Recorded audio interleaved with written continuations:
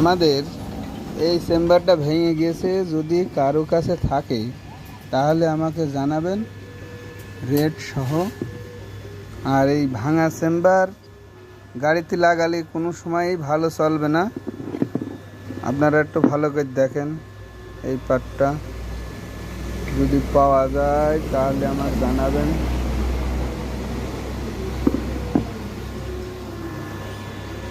এই জায়গাটায় Mobil pump থাকে, এই জায়গায় থাকে সেকনা,